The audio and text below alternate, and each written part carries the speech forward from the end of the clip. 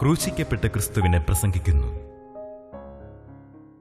സങ്കീർത്തനം 102 സങ്കീർത്തനം 5ഉം 6ഉം വാക്യങ്ങൾ നമുക്ക് ആദ്യം വായിക്കാം. പിന്നീട് 25 സങ്കീർത്തനം 16 മുതൽ 18 വരെയുള്ള വാക്യങ്ങൾ വായിക്കാം. 102 5 മുതൽ 6 വരെ. എൻ്റെ ഞരക്കത്തിൻ്റെ ഒച്ച നിമിത്തം എൻ്റെ അസ്ഥികൾ മാംസത്തോട് പറ്റുന്നു. എൻ്റെ ഞരക്കത്തിൻ്റെ ഒച്ച നിമിത്തം എൻ്റെ അസ്ഥികൾ മാംസത്തോട് പറ്റുന്നു. ഞാൻ മരുഭൂമിയിലെ വേഴാമ്പൽ പോലെയാകുന്നു. മരുഭൂമിയിലെ വേഴാമ്പൽ പോലെയാകുന്നു. ശൂന്യസ്ഥലത്തെ മൂങ്ങ പോലെ തന്നെ. ശൂന്യസ്ഥലത്തെ മൂങ്ങ പോലെ തന്നെ. ഞാൻ ഉറക്കളച്ചിരിക്കുന്നു. വീട്ടിൻ മുകളിൽ തനിച്ചിരിക്കുന്ന കുരുകിൽ പോലെയാകുന്നു. ഉറക്കളച്ചിരിക്കുന്നു. വീട്ടിൻ മുകളിൽ തനിച്ചിരിക്കുന്ന കുരുകിൽ പോലെയാകുന്നു. ഒറ്റയ്ക്കിരുന്ന് കരയുന്ന വേഴാമ്പൽ പക്ഷി, ഒറ്റയ്ക്കിരുന്ന് കരയുന്ന കുരുകിൽ. ഞാൻ ഏകാഗിയാകുന്നു. 25 സങ്കീർത്തനം ഇത് തന്നെയാണ് കാണുന്നത്. 25 സങ്കീർത്തനം 16, 17, 18 വാക്യങ്ങൾ വായിക്കാം. എങ്കലേക്ക് തിരിഞ്ഞ് എന്നോട് കരുണയുണ്ടാകണമേ. ഞാൻ ഏകാഗിയും അരിഷ്ടനുമാകുന്നു. എന്നോട് തിരിഞ്ഞ് എന്നോട് കരുണയുണ്ടാകണമേ. ഞാൻ ഏകാഗിയും അരിഷ്ടനുമാകുന്നു. എനിക്ക് ആരുമില്ല, ഞാൻ ഒറ്റയ്ക്കിരിക്കുകയാണ്. എൻ്റെ വേദന കാണാൻ ആരുമില്ല, എൻ്റെ സങ്കടം കാണാൻ ആരുമില്ല, ആരും കണ്ടാൽ പ്രയോജനവുമില്ല. ഞാൻ ഏകാഗിയും അരിഷ്ടനുമാകുന്നു. പിന്നെ എനിക്ക് മനപ്പേടുകൾ വർദ്ധിച്ചിരിക്കുന്നു. മനസ്സിൽ എൻ്റെ പീഡകൾ മനപ്പീഡകൾ, മനോദുഃഖങ്ങൾ വർദ്ധിച്ചിരിക്കുന്നു. എനിക്ക് മനപ്പീഡകൾ വർദ്ധിച്ചിരിക്കുന്നു. ദാവീദ് പറയുകയാണ്, രാജാവാണ് പറയുന്നത്. ദാവീദ് രാജാവാണ്, ദൈവത്തിൻ്റെ ദീർഘദർശിയാണ്, മധുര ഗായകനാണ്. ദാവീദ് പറയുകയാണ്, എനിക്ക് മനപ്പീഡകൾ വർദ്ധിച്ചിരിക്കുന്നു. എങ്കിലേക്ക് തിരിഞ്ഞോട് കരുണയുണ്ടാകണമേ. ഞാൻ ഏകാഗിയും അരിഷ്ടനുമാകുന്നു. അടുത്ത വാക്യം. എൻ്റെ സങ്കടങ്ങളിൽ നിന്ന് എന്നെ വിടുവിക്കണമേ. എൻ്റെ സങ്കടങ്ങളിൽ നിന്ന് എന്നെ വിടുവിക്കണമേ. സങ്കടങ്ങൾ, ഏറിയ സങ്കടങ്ങൾ എനിക്കുണ്ട്. ഞാൻ ഏകാഗിയും അരിഷ്ടനുമാകുന്നു. എൻ്റെ സങ്കടങ്ങളിൽ നിന്ന് എന്നെ വിടുവിക്കണമേ.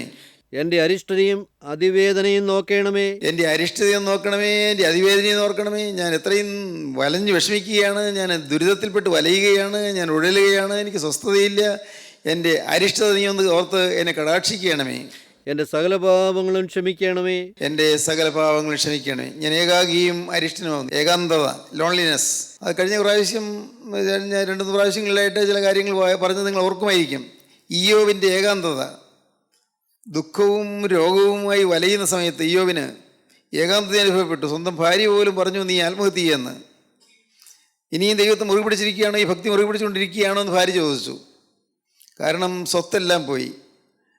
10 മക്കൾ, ആ മക്കൾ 10 പേരും മരിച്ചു ഒരുമിച്ച്. വലിയൊരു അത്യാഹിതം. മനോഹരമായൊരു നല്ല വീടുണ്ടായിരുന്നു. ഒരു മോന് ആ വീട്ടിലാണ് എല്ലാവരും കൂടിയിരുന്നത്. അന്ന് പെട്ടെന്ന് വലിയൊരു കൊടുങ്കാറ്റടിച്ചു, ചുഴലിക്കാറ്റടിച്ചു, വീട് പൊളിഞ്ഞു വീണു. മക്കൾ എല്ലാവരും ഒരുമിച്ച് മരിച്ചു. തീർന്നില്ല, അപകടത്തിൻ്റെ മേൽ അപകടം. സ്വത്തെല്ലാം ശെബായർ വന്ന് അപഹരിച്ചുകൊണ്ട് പോയി, കവർച്ച ചെയ്തുകൊണ്ട് പോയി. എല്ലാം നഷ്ടപ്പെട്ടു. ഇപ്പോഴിതാ ഇയ്യോബിൻ്റെ ശരീരത്തിൽ രോഗവുമായി ഏകാഗിയായിരിക്കുകയാണ്. ഏകാഗിയായി. മക്കൾ പോയി, സമ്പത്ത് പോയി, വലിയൊരു കൂട്ടം വേലക്കാരുണ്ടായിരുന്നു, അവർ പോയി, എല്ലാം കവർച്ച. ഭാര്യ പോലും പറഞ്ഞു, നിങ്ങൾ ആത്മഹത്യ ചെയ്യുക. എന്തിനീ ദൈവത്തെ പിടിച്ചുകൊണ്ടിരിക്കുന്നത്? ഇനിയും ഭക്തി മുറുകെ പിടിച്ചുകൊണ്ടിരിക്കുന്നത് എന്തിന്? ഇത്രയും വലിയ ഉപദ്രവങ്ങൾ വന്നിട്ടും നിങ്ങൾ ദൈവത്തെ പിടിച്ചുകൊണ്ടിരിക്കുകയാണോ? ദൈവത്തെ തള്ളിപ്പറഞ്ഞ് ആത്മഹത്യ ചെയ്യൂ, മരിച്ചു കളക എന്നാണ് അവൾ പറഞ്ഞത്. എല്ലാവരും മാറി. ഇയ്യോബിൻ്റെ ഏകാന്തത, ദൈവത്തിന് സ്തോത്രം. മരണത്തിൻ്റെ ഏകാന്തത. ലാസർ മരിച്ചു. സഹോദരിമാർ 2 പേര്. ആകെ ആ വീട്ടിൽ ആണും തുണുമായി ലാസറേ ഉള്ളൂ. ലാസർ മരിച്ചു. മാർത്തയും മറിയയും ഇരുന്ന് കരയുകയാണ്, ഏങ്ങലടിക്കുകയാണ്.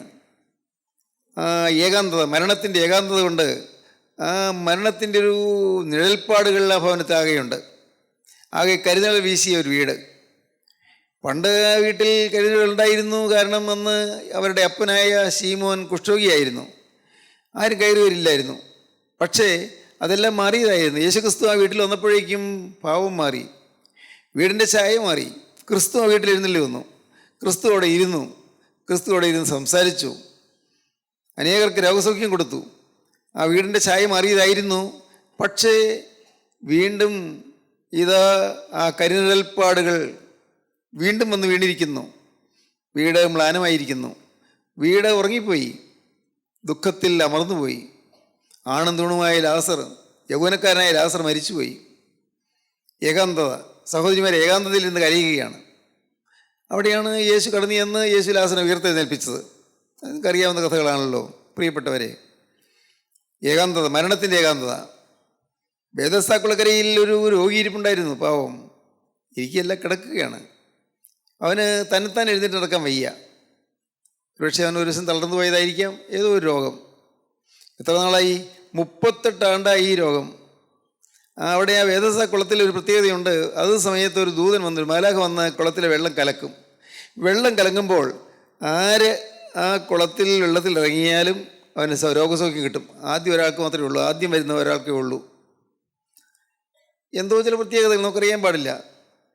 ഒരുപക്ഷെ വെള്ളം കലങ്ങുന്നത് ഏതെങ്കിലും ഒരു പ്രത്യേക രാസവസ്തുക്കൾ വന്നതുകൊണ്ടാണോ, ഔഷധ ഗുണമുള്ള ഏതെങ്കിലും രാസവസ്തുക്കൾ മണ്ണിൽ നിന്ന് ഉയർന്നു വന്നതുകൊണ്ടാണോ, അത് എങ്ങനെയാണ് പിന്നീട് പെട്ടെന്ന് അപ്രത്യക്ഷമാകുന്നത് നമുക്കറിയാൻ പാടില്ല. ഏതായാലും ഒരു കാര്യം അറിയാം, അവിടെ അതത് സമയത്ത് ഒരു ദൂതൻ വന്ന് വെള്ളം കലക്കും. അപ്പോൾ ആദ്യം ഇറങ്ങുന്ന ആൾക്ക് സൗഖ്യം കിട്ടും. സൗഖ്യം കിട്ടാനായി ആഗ്രഹിച്ച് 38 കൊല്ലം അവനവിടെ കിടക്കുകയാണ്. ഏറിയ കാലം ഏകാന്തതയാണ്.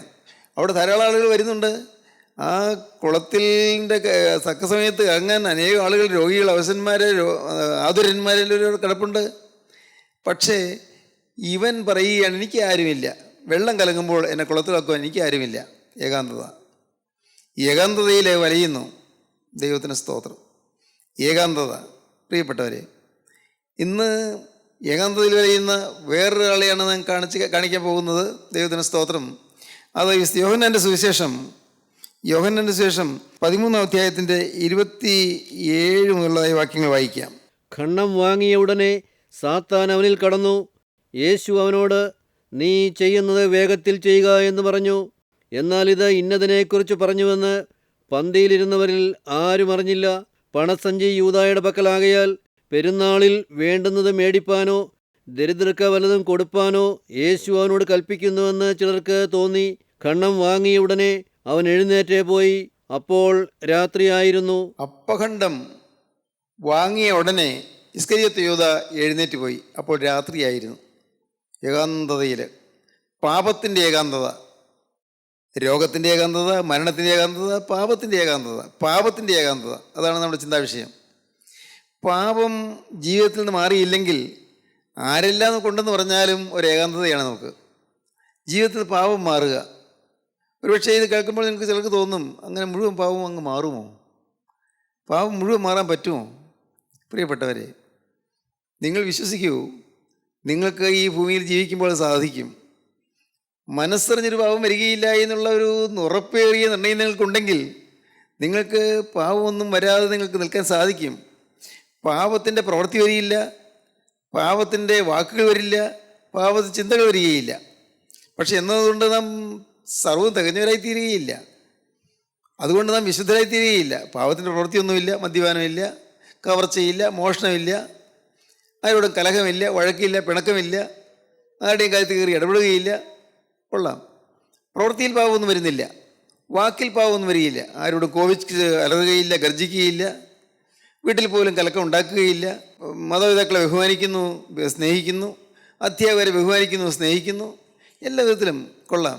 പക്ഷേ ജീവിതത്തിൽ ആന്തരാത്മാവിലകത്ത് പാപത്തിൻ്റെ ചോദനകളുണ്ട്. ചോദന എന്ന് പറഞ്ഞ വാക്കിനടുത്ത് ഇൻസ്പിറേഷൻ, പാപത്തിൻ്റെ ഇൻക്ലിനേഷൻ, പാപത്തിലേക്കുള്ള ചായ്വുണ്ട്, പാപത്തിൻ്റെ പ്രേരണയുണ്ട്, അകത്ത് പാപമുണ്ട്. The very nature of man is sin. മനുഷ്യൻ്റെ ആകമാനമുള്ള നേച്ചർ സിന്നാണ്, പാപമാണ്. The very nature of man is sin, sinful nature. Sinful nature നമുക്കുണ്ട്. പാപത്തിൻ്റെ നേച്ചർ, പാപത്തിൻ്റെ സ്വഭാവം നമുക്കുണ്ട്. നാം ചെയ്തു പോയ പാപങ്ങൾ കർത്താവ് ക്ഷമിച്ചു തരും, പറഞ്ഞു പോയ വാക്കുകൾ കർത്താവ് ക്ഷമിച്ചു തരും, ചിന്തകൾ കർത്താവ് ക്ഷമിച്ചു തരും. പക്ഷേ ഈ പാപം കർത്താവ് നാം പ്രാർത്ഥിക്കുമ്പോൾ മറച്ചു തരികയാണ്. അതവിടെയുണ്ട്. ചിലപ്പോൾ തക്ക സമയത്ത് ഈ പാമ്പ് പത്തി ഉയർത്തും. അകത്ത് ഒരു തെറ്റായ വാക്ക് വരില്ല, തെറ്റായ പ്രവൃത്തി വരില്ല, തെറ്റായ ചിന്തകൾ വരില്ല. പക്ഷേ പാപം അകത്തുണ്ട്. പാപം ചിലപ്പോൾ പത്തി ഉയർത്തും. അകത്താണ് ആ പാവം. ദ്രവ്യാഗ്രഹം, ആരോടും തട്ടിപ്പറിക്കുകയില്ല, ആരോടും അനാവശ്യമായിട്ട് കോപിക്കുകയോ ഇടപെടുകയോ ചെയ്യില്ല, പൈസ സമ്പാദിക്കാൻ വേണ്ടാത്ത വഴികൾ ഉപയോഗിക്കില്ല, അഴിമതിയില്ല, കൈക്കൂലിയില്ല, അരുതായികളൊന്നുമില്ല, നേരെ പോകും. പക്ഷേ അകത്ത് പാപത്തിൻ്റെ, ദ്രവ്യാഗ്രഹത്തിൻ്റെ ഒരു പ്രവണതയുണ്ട്. അകത്ത് ദ്രവ്യാഗ്രഹത്തിൻ്റെ ഒരു നേച്ചർ അകത്തുണ്ട്. നിങ്ങൾക്ക് ചിലർക്കത് മനസ്സിലാകുമായിരിക്കും. പണത്തോടുള്ള ഒരാസക്തി നമ്മുടെ ഉള്ളിലുണ്ട്. പുറമേ ആരോടും പൈസ മേടിക്കാൻ ശ്രമിക്കുകയില്ല, വേണ്ട തരത്തിൽ പൈസ ഉണ്ടാക്കാൻ നോക്കുകയില്ല. ഏറ്റവും നീറ്റാണ്, ഏറ്റവും ക്ലിയറാണ്, നന്നായിട്ടാണ് പോകുന്നത്. പക്ഷേ അകത്ത് the sinful nature is there in the heart. ഹൃദയത്തിൽ പാപത്തിൻ്റെ നേച്ചറുണ്ട്, പാപത്തിൻ്റെ സ്വഭാവമുണ്ട്. ഇതാണ് കർത്താവ് മറച്ചു തരുന്നത്. ലംഘനം ക്ഷമിച്ചും പാവം മറച്ചും കിട്ടിയവൻ ഭാഗ്യവാൻ. പാവം മറച്ചു തരുന്നു. ഒരവസരം വരുമ്പോൾ ചിലപ്പോൾ അത് വാക്കായി വരും, ചിലപ്പോൾ ചിന്തയായി വരും, ചിലപ്പോൾ പ്രവൃത്തിയായും വരും. കുറേ കാലം അത് മൂടിയിരിക്കും, അറിയില്ല. അപ്പോൾ നമ്മുടെ ജീവിതത്തിൽ ഇങ്ങനെയുള്ള പാപത്തിൻ്റെ നേച്ചർ ഉണ്ടെങ്കിലും ലംഘനങ്ങൾ ക്ഷമിച്ചും പാവം മറച്ചും കിട്ടുന്ന ആ ഒരു ഭാഗ്യം നാം നേടേണ്ടതാണ്. നമ്മുടെ ജീവിതത്തിൽ പാവമുണ്ട് എങ്കിലും അത് കർത്താവ് മറച്ചു തരണം. പാവത്തിന് ലംഘനങ്ങളുണ്ട്, പാവത്തിൻ്റെ അതിര് കടന്നുള്ള പോക്കുകളുണ്ട്. ഒരു അതിര് വെച്ചു, അതിനപ്പുറം പോകുന്നതാണ് ലംഘനങ്ങളുണ്ട്. അത് കർത്താവ് മറച്ചു തരും. ദൈവത്തിന് സ്തോത്രം. പ്രിയപ്പെട്ടവരെ, അതുകൊണ്ട് ജീവിതത്തിൽ പാപത്തിൻ്റെ ഒരു ഏകാന്തതയുണ്ട്. പാവം നമ്മുടെ ജീവിതത്തിൽ ഉള്ളിടത്തോളം നാം ഒറ്റപ്പെട്ടിരിക്കും. പുറമേ നാം കൂട്ടുകൂടിയിരിക്കും, വർത്തമാനം പറയും. നാം ഒരു ഓഫീസിൽ ജോലി ചെയ്യുന്നവരും, ഒരു സ്കൂളിലോ കോളേജിലോ ജോലി ചെയ്യുന്നവരും, പാടത്ത് പണിയെടുക്കുന്നവരും ഒരുമിച്ചാണ്. എല്ലാം നടക്കും. ഒരു വീട്ടിൽ താമസിക്കുന്നവരും. പക്ഷേ അകത്ത് ആ പാപത്തിൻ്റെ പ്രവണത അകത്ത് മറഞ്ഞിരിക്കുന്നു. ഇത് നമ്മുടെ ജീവിതത്തിൽ നമുക്ക് ഏകാന്തത സൃഷ്ടിക്കും. അകത്ത് ഏകാന്തത. ഇസ്കരിയോത്ത് യൂദ 10 പ്രാവശ്യം അവന് കർത്താവ് മുന്നറിയിപ്പ് കൊടുത്തു. 10 പ്രാവശ്യം എന്നെ ഒറ്റിക്കൊടുക്കുന്ന ഒരാൾ നിങ്ങളുടെ കൂട്ടത്തിലുണ്ട്, തക്ക സമയത്ത് എന്നെ തള്ളി പറയുന്ന ഒരാൾ കൂട്ടത്തിലുണ്ട്, എന്നെ ഒറ്റിക്കൊടുത്ത് പൈസയ്ക്ക് വേണ്ടി ഒറ്റിക്കൊടുക്കുന്ന ദ്രവ്യാഗ്രഹിയായ ഒരാൾ നിങ്ങളുടെ കൂട്ടത്തിലുണ്ട്. ആരാണെന്ന് കർത്താവ് ആദ്യമൊന്നും പറഞ്ഞില്ല. പക്ഷെ ഒടുവിലത്തെ അത്താഴ സമയത്ത്, ലാസ്റ്റ് സപ്പർ, അവസാനത്തെ അത്താഴ സമയത്ത് ശിഷ്യന്മാരെല്ലാവരും കൂടി 12 പേരുമുണ്ട്, കർത്താവുണ്ട്. അപ്പോൾ കർത്താവ് പറഞ്ഞു, അതാണ് നാം അവിടെ വായിച്ചത്. വായിക്കാം, 21 വാക്യം മുതൽ. ഇത് പറഞ്ഞിട്ട് യേശു ഉള്ളം കലങ്ങി, ആമേൻ ആമേൻ ഞാൻ നിങ്ങളോട് പറയുന്നു, നിങ്ങളിൽ ഒരുത്തൻ എന്നെ കാണിച്ചു കൊടുക്കുമെന്ന് സാക്ഷീകരിച്ച് പറഞ്ഞു. നിങ്ങളിൽ ഒരുത്തൻ എന്നെ കാണിച്ചു കൊടുക്കും, ഒറ്റിക്കൊടുക്കും. ഒരാൾ എന്നെ കാണിച്ചു കൊടുക്കും, ഒരാൾ എനിക്ക് ഒറ്റിക്കൊടുക്കും എന്ന് പറഞ്ഞു. ഇത് ആരെക്കുറിച്ച് പറയുന്നുവെന്ന് ശിഷ്യന്മാർ സംശയിച്ചു തമ്മിൽ നോക്കി. ശിഷ്യന്മാരിൽ വെച്ച് യേശു സ്നേഹിച്ച ഒരുത്തൻ യേശുവിൻ്റെ മാർവിടത്ത് ചാരിക്കൊണ്ടിരുന്നു. യേശുവിൻ്റെ വളരെ പ്രിയപ്പെട്ടൊരു ശിഷ്യൻ കർത്താവിൻ്റെ മാറിൽ ചാരിക്കൊണ്ടിരിക്കുന്നുണ്ടായിരുന്നു. ശീമോൻ പത്രോസ് അവനോട് ആംഗ്യം കാട്ടി അവൻ പറഞ്ഞത് ആരെക്കൊണ്ട് എന്ന് ചോദിപ്പാൻ പറഞ്ഞു. ആരെക്കൊണ്ടാണ് കർത്താവ് പറഞ്ഞത്? ഒരാൾ ഒറ്റ കൊടുക്കുന്നു പറഞ്ഞാൽ ആരുടെ കാര്യമാണ്? ഒന്ന് ചോദിക്കുക, ചേർന്നിരിക്കുകയല്ലേ, നീ ചോദിക്കുക എന്ന് പത്രോസ് സ്ലീഹ യോഹന്നാൻ സ്ലീഹയോട് പറഞ്ഞു. യോഹന്നാൻ സ്ലീഹയാണ് മാറോട് ചാരിയിരുന്നത്.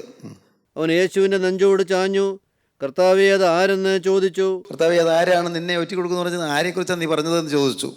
ഞാൻ അപ്പഖണ്ഡം മുക്കി കൊടുക്കുന്നവൻ തന്നെയെന്ന് യേശു ഉത്തരം പറഞ്ഞു. ഞാനിപ്പോൾ ഈ അപ്പത്തിൻ്റെ മുറി, അപ്പത്തിൻ്റെ ഖണ്ഡം, ഈ അപ്പത്തിൻ്റെ കഷ്ണം അത് മുക്കി കൊടുക്കുന്നവൻ തന്നെയാണ് എന്നെ ഒറ്റ കൊടുക്കുന്നവൻ എന്ന് കർത്താവ് പറഞ്ഞു, കൃത്യമായി പറഞ്ഞു. ഖണ്ഡം മുക്കി ശീമോൻ ഇസ്കരിയോത്താവിൻ്റെ മകനായ യൂദായ്ക്ക് കൊടുത്തു. ഇതെല്ലാം യൂദാ കേൾക്കുന്നുണ്ട്. ഈ അപ്പഖണ്ഡം മുക്കി കൊടുക്കുന്നവനാണ് ഒറ്റ കൊടുക്കുന്നതെന്ന് യൂദായും കേൾക്കുന്നുണ്ട്. പക്ഷേ യൂദ അത് കേട്ടെങ്കിലും അവന് മനസ്സിലായി, എന്നെയാണ് കർത്താവ് ഉദ്ദേശിക്കുന്നത് മനസ്സിലായി.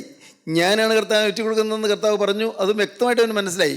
അപ്പോൾ ഖണ്ഡം വാങ്ങിയ ഉടനെ സാത്താൻ അവനിൽ കടന്നു. ഈ കർത്താവിൻ്റെ കൈകളിൽ നിന്ന് ഈ ആദ്യത്തെ വിശുദ്ധ കുർബാന വാങ്ങിയ ഉടനെ സാത്താൻ അവനിൽ കടന്നു. പലരും ധരിച്ചു വെച്ചിരിക്കുന്നത് കുമ്പസാരിച്ച് കുർബാന കൊണ്ടു എല്ലാം തീർന്നതെന്നാണ്.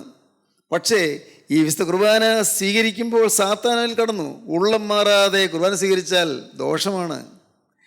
പാപങ്ങൾ ഏറ്റുപറഞ്ഞ് ഉപേക്ഷിക്കാതെ, സത്യമായൊരു കുമ്പസാരം നടത്താതെ, സത്യമായി പാപങ്ങൾ ഏറ്റുപറഞ്ഞ് ഉപേക്ഷിക്കാതെ, വാസ്തവമായി എല്ലാ പാവങ്ങളും എണ്ണി ഏറ്റുപറഞ്ഞ് ഉപേക്ഷിക്കാതെ നാം വിശുദ്ധ കുർബാന കൈക്കൊള്ളുന്നെങ്കിൽ അത് നമുക്ക് ദോഷമായി തീരും. അപ്പഖണ്ഡം വാങ്ങി ഉടനെ സാത്താൻ അവനിൽ കടന്നു. അയ്യോ, ഭയങ്കരമായി പോയി. അവൻ കർത്താവ് അപ്പഖണ്ഡം മുക്കി കൊടുക്കുന്നു. അത് അവൻ വാങ്ങിയ ഉടനെ അവന് മനസ്സിലായി ഞാനാണ് ഒറ്റ കൊടുക്കുന്നതെന്ന്. പിന്നെ എന്തായിരിക്കും അവനിങ്ങനെ ചെയ്തത്? നിങ്ങൾ ചിന്തിച്ചിട്ടുണ്ടോ എന്തുകൊണ്ടായിരിക്കും യൂദ അങ്ങനെ ചെയ്തത്? യൂദ വിചാരിച്ചു, ഏതായാലും യൂദ ദ്രവ്യാഗ്രഹിയാണ്. കർത്താവിൻ്റെ കൂടെ ഈ 3.5 കൊല്ലം നടന്ന അത്ഭുതങ്ങളൊക്കെ കണ്ടെങ്കിലും ദ്രവ്യാഗ്രഹിയാണ്. പണത്തോടൊരു ആസക്തി അവൻ്റെ ഹൃദയത്തിലുണ്ട്.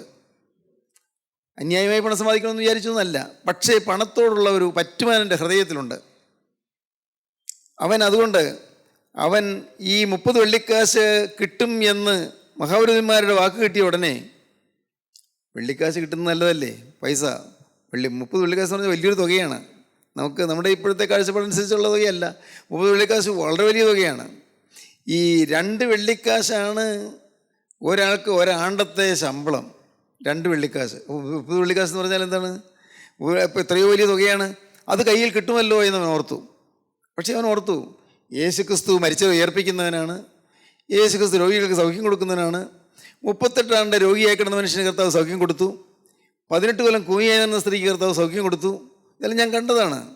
5 അപ്പം കൊണ്ട് 5000 പേരെ പോഷിപ്പിച്ചു, അത് ഞാൻ കണ്ടതാണ്. 12 കൊല്ലം രക്തവാർച്ച ഉണ്ടായിരുന്ന സ്ത്രീ കർത്താവിൻ്റെ വസ്ത്രത്തിന് തൊങ്ങൽ തൊട്ടപ്പോൾ സൗഖ്യം പ്രാപിച്ചു, അതും ഞാൻ കണ്ടതാണ്. അവൻ ഓർത്തു, ഞാനിതെല്ലാം കണ്ടതല്ലേ, എനിക്കറിയാം യേശുവിനെ ഒറ്റിക്കൊടുത്താലും യേശുവിന് ദോഷം വരില്ല. യേശു തന്നെ ഉപദ്രവിക്കാൻ വരുന്നവരെ കർത്താവ് തൂളിയാക്കി കളയും. യൂദായ്ക്ക് മിഥ്യയായ ഒരു സങ്കല്പം ഉണ്ടായിരുന്നു. രൂപ എൻ്റെ കയ്യിൽ ഇരിക്കുകയും ചെയ്യും, യേശു രക്ഷപ്പെട്ടുള്ളൂ. ആരെല്ലാം പിടിക്കാൻ വന്നാലും, മഹാപുരുഷന്മാർ പിടിക്കാൻ വന്നാലും യേശു രക്ഷപ്പെട്ടുകൊള്ളും. പൈസ എൻ്റെ കയ്യിലിരിക്കും, അതെൻ്റെ പോക്കറ്റിൽ കിടക്കും, കിട്ടിയത് കിട്ടട്ടെ, നല്ല തെറ്റില്ലല്ലോ. ഇങ്ങനെയൊരു മിഥ്യയായ ധാരണ അവൻ്റെ ഹൃദയത്തിൽ കടന്നു. ആ ധാരണ മാറ്റാൻ തയ്യാറല്ലായിരുന്നു. നമ്മിൽ പലർക്കും ഇതുപോലുള്ള ചില ധാരണകളുണ്ട്. ചില ധാരണകൾ എന്ത് ചെയ്താലും മാറുകയില്ല, മാറ്റുകയില്ല. ദൈവത്തിന് സ്തോത്രം. ആരെല്ലാം പറഞ്ഞാലും മാറുകയില്ല. ഹൃദയത്തിൽ ചില ധാരണകൾ വെച്ച് പുലർത്തുന്നു. അത് ഒരു പാവമാണെന്ന് പോലും പലരും മനസ്സിലാക്കുന്നില്ല. ഈ ഹൃദയത്തിലുള്ള ധാരണകൾ പാവമാണെന്ന് മനസ്സിലാക്കുന്നില്ല. നിങ്ങൾ പ്രാർത്ഥിക്കുമ്പോൾ പ്രാർത്ഥിക്കണം, കർത്താവേ എൻ്റെ ധാരണകളെയും നീ രൂപാന്തരപ്പെടുത്തണമേ, എൻ്റെ അന്തർഗതങ്ങളെയും നീ രൂപാന്തരപ്പെടുത്തണമേ, എൻ്റെ അന്തരേന്ദ്രിയങ്ങളെ നീ ശോധന ചെയ്യണമേ, എൻ്റെ ഹൃദയത്തിൻ്റെ ആഴത്തിൽ മറിഞ്ഞിരിക്കുന്ന പാപത്തിൻ്റെ പ്രവണതകളെ നീ ശോധന ചെയ്യണമേ, എല്ലാം മാറ്റിത്തരണമേ. പ്രിയപ്പെട്ടവരെ, യൂദായ്ക്ക് ഒരാളിനെ ഒറ്റിക്കൊടുക്കുന്ന കർത്താവ് പറഞ്ഞു, പല പ്രാവശ്യം പറഞ്ഞു, ഇതാ ഈ അപ്പകണ്ണം മുക്കി കൊടുക്കുന്നത് തന്നെയാണ് എന്നെ ഒറ്റിക്കൊടുക്കുന്നത് പറഞ്ഞു കർത്താവ്. അപ്പകണ്ണം മുക്കി യൂദായ്ക്ക് കൊടുത്തു. എല്ലാം ക്ലിയറായി വ്യക്തമായി മനസ്സിലായി. പക്ഷേ യൂദ കർത്താവിനെ ഒറ്റിക്കൊടുക്കുന്നതെന്ന് ആ ചിന്തയിൽ നിന്ന് മാറിയില്ല. അവൻ എന്ത് ചെയ്തു? അടുത്ത വാക്യം, അപ്പകണ്ണം വാങ്ങിയ ഉടനെ സാത്താൻ അവനിൽ കടന്നു. യേശു അവനോട്, നീ ചെയ്യുന്നത് വേഗത്തിൽ ചെയ്യുക എന്ന് പറഞ്ഞു. എന്താണ് പറഞ്ഞത്? നീ ചെയ്യുന്നത് വേഗത്തിൽ ചെയ്യുക. നീ ഞാൻ ഒറ്റിക്കൊടുക്കുന്നത് വേഗത്തിൽ ഒറ്റിക്കൊടുക്കാനല്ല പറഞ്ഞത്. നിന്റെ ജീവിതത്തിൽ വലിയൊരു കാര്യം ചെയ്യാനിരിക്കുന്നു. നീ വലിയൊരു മഹാവാതകത്തിലേക്ക് പോകുന്നു, നിത്യ അന്ധകാരത്തേക്ക് പോകാൻ പോവുകയാണ്. വേഗത്തിൽ അനുഭവിച്ചുള്ളൂ. അതാണ് നീ ചെയ്യുന്നത് വേഗത്തിൽ ചെയ്യുക. നീ എൻ്റെ കൂടെ നടന്നു, നീ ചെയ്യുന്നത് വേഗത്തിൽ ചെയ്യുക. വേഗം നീ അനുഭവിച്ചുകൊള്ളൂ, അതിവേഗം നീ അനുഭവിച്ചുകൊള്ളൂ. അല്ലെങ്കിൽ നിന്റെ ജീവിതം നിത്യ അന്ധകാരത്തിലേക്കാണ്, നിത്യ തീപ്പൊയ്കയിലേക്കാണ്, നിത്യ യാതനയിലേക്കാണ്, നരകത്തിയിലേക്കാണ് നീ പോകുന്നത്. ദൈവത്തിന് സ്തോത്രം. നീ വേഗത്തിൽ ചെയ്യുക എന്ന് പറഞ്ഞു. പിന്നെ എന്നാൽ ഇത് ഇന്നതിനെക്കുറിച്ച് പറഞ്ഞുവെന്ന് പന്തിയിലിരുന്നവരിൽ ആരും അറിഞ്ഞില്ല. കർത്താവ് പറഞ്ഞതിൻ്റെ അർത്ഥം ആർക്കും മനസ്സിലായില്ല. ശിഷ്യന്മാർ 12 പേരുണ്ടല്ലോ, ഇസ്കരിയോത്ത് യൂദായ്ക്ക് മനസ്സിലായില്ല, മറ്റുള്ളവർക്ക് മനസ്സിലായില്ല. നീ ചെയ്യുന്നത് വേഗത്തിൽ ചെയ്യുക എന്ന് പറഞ്ഞത് എന്താണെന്ന് മനസ്സിലായില്ല. യേശുക്രിസ്തു പറയുന്നത് എന്താണ് എന്ന് മനസ്സിലാക്കുക എന്നുള്ളത് ഒരു ആത്മാവിൽ മാത്രമേ കിട്ടുന്ന ഒരു ഭാഗ്യമാണ്. എന്താണ് കർത്താവ് പറഞ്ഞത് മനസ്സിലായില്ല. പിന്നെ പണസഞ്ചി യൂദായുടെ പക്കലാകിയാൽ പെരുന്നാളിൽ വേണ്ടുന്നത് മേടിപ്പാനോ ദരിദ്രർക്ക് വല്ലതും കൊടുപ്പാനോ യേശു അവനോട് കൽപ്പിക്കുന്നുവെന്ന് ചിലർക്ക് തോന്നി. ദൈവത്തിന് സ്തോത്രം. ഈ പൈസയുടെ കണക്കെല്ലാം സൂക്ഷിക്കുന്നയാൾ യൂദായാണ്, പൈസ സൂക്ഷിക്കുന്നയാളാണ്. ഒരുപക്ഷെ ആ കൂട്ടായ്മയിലെ ട്രഷറർ എന്ന് വേണമെങ്കിൽ പറയാം, പൈസ കൈകാര്യം ചെയ്യുന്നയാൾ. നോക്കൂ, അവനൊരു ഓഫീസ് കൊടുത്തിരുന്നു. ഓഫീസ് പുറമേയുള്ള ഒരു ഓഫീസല്ല, അവന് ഒരു ഓഫീസ് ഉണ്ടായിരുന്നു, അവനൊരു ജോലി ഉണ്ടായിരുന്നു, ഒരു ചുമതല ഉണ്ടായിരുന്നു. എന്താണ് എൻ്റെ ഓഫീസ്? ആ കൂട്ടായ്മയിലെ കർത്താവും ശിഷ്യന്മാരും യാത്ര ചെയ്തു പോകുന്ന ആ കൂട്ടായ്മയിൽ അവനായിരുന്നു ഒരു ഉത്തരവാദിത്വമുള്ള ആൾ, പണസം സൂക്ഷിക്കുന്നയാൾ, പണത്തിൻ്റെ സൂക്ഷിപ്പുകാരനാണ്. നോക്കൂ, കർത്താവ് എത്ര അത്ഭുതമായിട്ടാണ് ഇടപെട്ടത്. പണത്തോട് ആർത്തിയുള്ള കയ്യിൽ പണത്തിൻ്റെ പെട്ടി കൊടുത്തു, പണത്തോട് ആർത്തിയുള്ളവൻ്റെ കയ്യിൽ പണത്തിൻ്റെ ചുമതല കൊടുത്തു. അങ്ങനെയെങ്കിലും ഒരു ആർത്തി മാറട്ടെ. മാറിയില്ല. മാറിയില്ലെന്ന് മാത്രമല്ല, അവൻ ആർത്തി കൂടിക്കൂടി വന്നു. അവൻ തന്ത്രപൂർവ്വം കയ്യിൽ വരാവുന്ന രൂപ അവൻ കൈക്കലാക്കാൻ നോക്കി.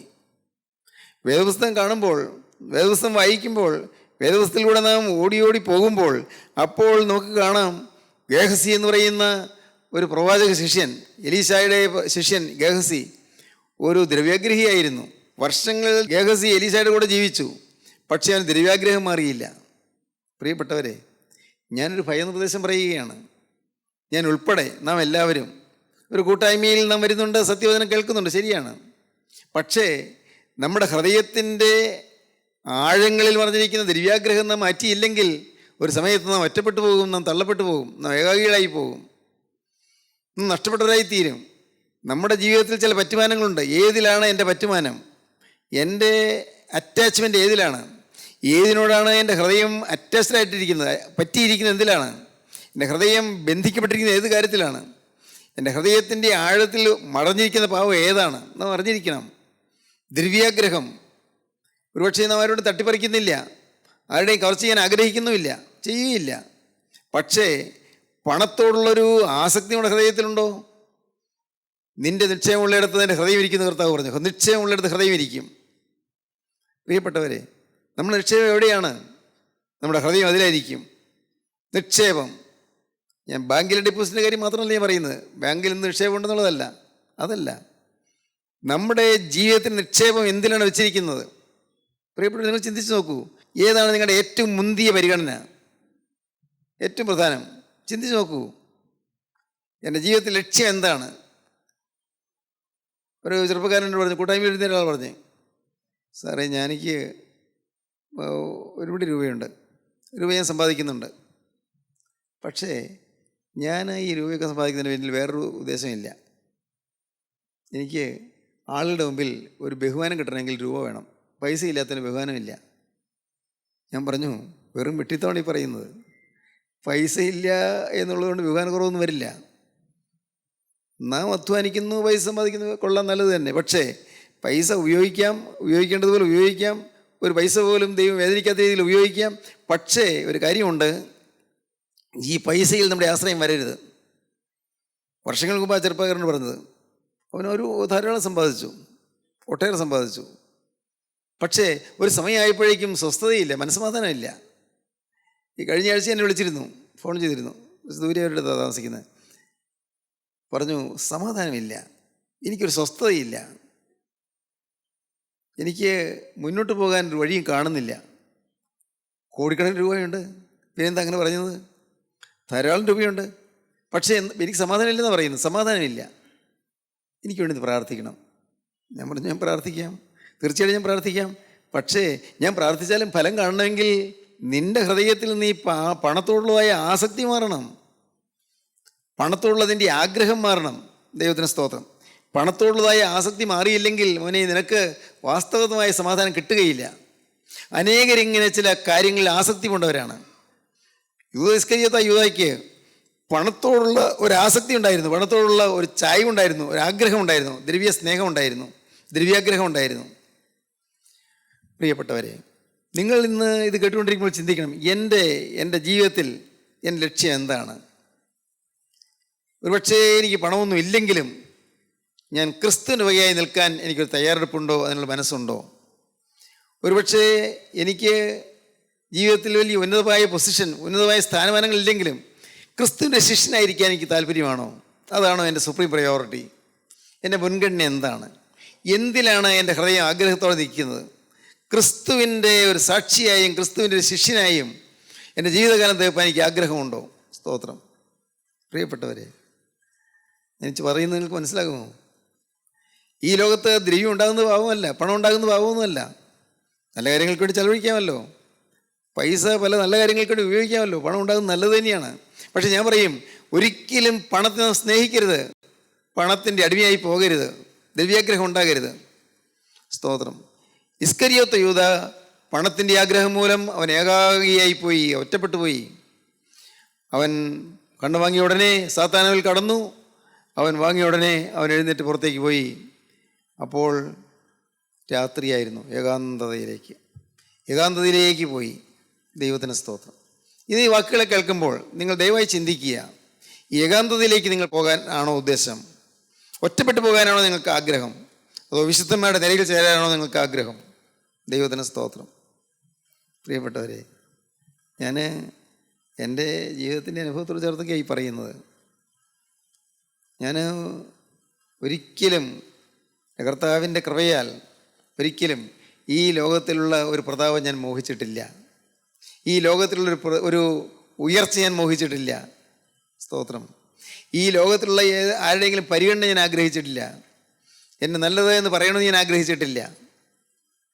ജീവിതത്തിൽ വ്യക്തമായൊരു പ്രതിഷ്ഠ ഞാൻ എടുത്തു, വ്യക്തമായൊരു സമർപ്പണം. കർത്താവേ, ഈ ആയുസ് നിനക്ക് വേണ്ടി മാത്രം ചെലവഴിക്കപ്പെടണം. ഞാനും എനിക്കുള്ളതെല്ലാം നിൻ്റേത്. എനിക്ക് എന്തെല്ലാം ഉണ്ടോ എല്ലാം നിൻ്റേത്, എൻ്റേതല്ല. നീ തന്നതല്ലാതെ എനിക്കൊന്നുമില്ല, നീ തന്നതല്ലാതെ എനിക്കൊന്നുമില്ല. ദൈവത്തിന് സ്തോത്രം. ഞാൻ ദൈവത്തെങ്കിൽ ഫലമേൽപ്പിച്ചു. ഞാൻ തികഞ്ഞു എന്നല്ല ഞാൻ പറയുന്നത്, അല്ല, ഒരിക്കലും അല്ല. ദൈവത്തിന് സ്തോത്രം. പക്ഷേ എനിക്കറിയാം ഞാൻ കൊടുത്തത് ഉടയവൻ്റെ കൈകളിലേക്കാണ്, ഏൽപ്പിച്ചത് ക്രിസ്തുവിൻ്റെ കരങ്ങളിലേക്കാണ്. പ്രിയപ്പെട്ടവരെ, നിങ്ങളുടെ ജീവിതം ക്രിസ്തുവിൻ്റെ കരങ്ങളിലേക്ക് കൊടുക്കാമോ? നിങ്ങൾക്ക് താല്പര്യമുണ്ടോ? നിങ്ങൾക്ക് യേശുവിൻ്റെ കരങ്ങളിലേക്ക് ഏൽപ്പിച്ചു കൊടുക്കാൻ നിങ്ങൾക്ക് പറ്റുമോ? എങ്കിൽ ക്രിസ്തു ഇപ്പോൾ എഴുന്നള്ളിവന്ന് നിങ്ങളെ അനുഗ്രഹിക്കും. സ്തോത്രം. നിങ്ങളുടെ മേൽ കർത്താൻ തൃക്കരം വയ്ക്കും. കർത്താവേ, എനിക്ക് മറ്റൊന്നും വേണ്ട, എൻ്റെ സകല ആഗ്രഹങ്ങളും ഞാൻ വിടുന്നു, എൻ്റെ സകല താല്പര്യങ്ങളും ഞാൻ വിടുന്നു, എനിക്ക് ഈ ലോകത്ത് ഇനി ഒന്നും വേണ്ട, എനിക്ക് ഒന്ന് മതി, എൻ്റെ യേശുവിൻ്റെ സാക്ഷിയാകണം, എനിക്ക് യേശുവിൻ്റെ ശിഷ്യനാകണം, യേശുവിൻ്റെ വിശുദ്ധനാകണം, യേശുവിൻ്റെ ശുദ്ധിമതിയായി തീരണം. കർത്താവേ, ഈ പരദേശവാസകാലം, ഈ ഭൂമിയിലെ ജീവിതകാലം എൻ്റെ കരുണയുള്ള കർത്താവിൻ്റെ സാക്ഷിയായി ജീവിച്ച് എൻ്റെ ആയുസ് തികയ്ക്കണം. മതി കർത്താവേ, വേറൊന്നും എനിക്ക് വേണ്ട. സ്തോത്രം. എനിക്ക് രോഗമുണ്ട്, മാറണമെന്ന് ഞാൻ ആഗ്രഹിക്കുന്നുണ്ട്, ഞാൻ നിന്നോട് ചോദിക്കുന്നുണ്ട്, പക്ഷേ എനിക്ക് സൗഖ്യം തരേണ്ടത് നീയാണ്, നിൻ്റെ ഇഷ്ടം പോലെ. കർത്താവേ, എനിക്ക് പ്രശ്നങ്ങളുണ്ട്, അതെല്ലാം മാറിക്കിട്ടണമെന്ന് നീ ആഗ്രഹമുണ്ട്, പക്ഷേ അതെല്ലാം മാറ്റുന്നത് നിൻ്റെ ഇഷ്ടം. കർത്താവേ, നിൻ്റെ നിരഹിതം പോലെ. വിട്ടുകൊടുക്കുക പ്രിയപ്പെട്ടവരെ, നിങ്ങളുടെ ജീവിതം എറിഞ്ഞു കൊടുക്കുക കർത്താവിൻ്റെ കരങ്ങളിലേക്ക്, മുഴുവൻ പറിച്ചെറിഞ്ഞു കൊടുക്കുക എല്ലാം കർത്താവിൻ്റെ കരങ്ങളിലേക്ക്. സ്തോത്രം. നിങ്ങൾക്ക് മനസ്സിലാകുമോ ഞാനീ പറയുന്നത്? നിങ്ങൾക്ക് ജീവിതത്തിൻ്റെ ഈ മൂല്യം നിങ്ങൾക്ക് മനസ്സിലാകുമോ? സ്തോത്രം. എൻ്റെ കരുണയുള്ള കർത്താവിൻ്റെ കൃപയാൽ അനുഭവങ്ങൾ ഉള്ളതുകൊണ്ടാണ് ഞാനിതെല്ലാം പറയുന്നത്. സ്തോത്രം. നിങ്ങൾ ക്രിസ്തുവിനെ സ്വീകരിക്കൂ, ക്രിസ്തുവിനെ വിളിക്കൂ, ക്രിസ്തുവിനോട് പറയൂ, കർത്താവേ, എനിക്ക് ഒന്നും വേണ്ട, എനിക്ക് എൻ്റെ യേശു മതിയേ മതി, യേശു മതിയേ മതി. സ്തോത്രം. ദൈവത്തിന് വലിയ നാമം മഹത്വപ്പെടും. യേശുവിനെ മാത്രം എനിക്ക് മതി, യേശുവിൻ്റെ ഹൃദയത്തിൽ വാണാൽ മതി, യേശുവിൻ്റെ ഹൃദയത്തിൽ വസിച്ചാൽ മതി, യേശുവിൻ്റെ കൂടെ ഞാൻ നടന്നാൽ മതി, യേശുവിൻ്റെ കൂടെ ഉണ്ടെന്നുള്ള ഉറപ്പോടെ ഓരോ നിമിഷവും ജീവിച്ചാൽ മതി, വേറെ ഒന്നും വേണ്ട. രാത്രി ഉറങ്ങാൻ കിടക്കുമ്പോൾ യേശുവേ നീ കൂടെ ഉണ്ടായിരിക്കണം. രാത്രി ഞാൻ ഉറക്കത്തിൽ യേശുവേ നിൻ്റെ മാലാഖമാരനെ തഴുകിക്കൊണ്ടിരിക്കണം, നിൻ്റെ തൃക്കരവിനെ തൊട്ടുകൊണ്ടിരിക്കണം. യേശുവെ, ഞാൻ പ്രഭാതത്തിൽ എഴുന്നേൽക്കുമ്പോൾ നിൻ്റെ കരുത്തിൽ പിടിച്ചുകൊണ്ട് ഞാൻ എഴുന്നേൽക്കണം. യേശുവെ, ഞാൻ ജോലി ചെയ്യുമ്പോൾ യേശു എന്നോട് കൂടെ ഉണ്ടെന്നുള്ള ഉറപ്പോടെ ഞാൻ ജോലി ചെയ്യണം. കർത്താവേ, എൻ്റെ ഊണിലും എൻ്റെ ഉറക്കത്തിലും എപ്പോഴും യേശു കൂടെ. യേശു ഇല്ലാത്തൊരു ജീവിതമല്ല എനിക്ക് വേണ്ടത്, എനിക്ക് യേശുള്ള ജീവിതമാണ് വേണ്ടത്. സ്തോത്രം.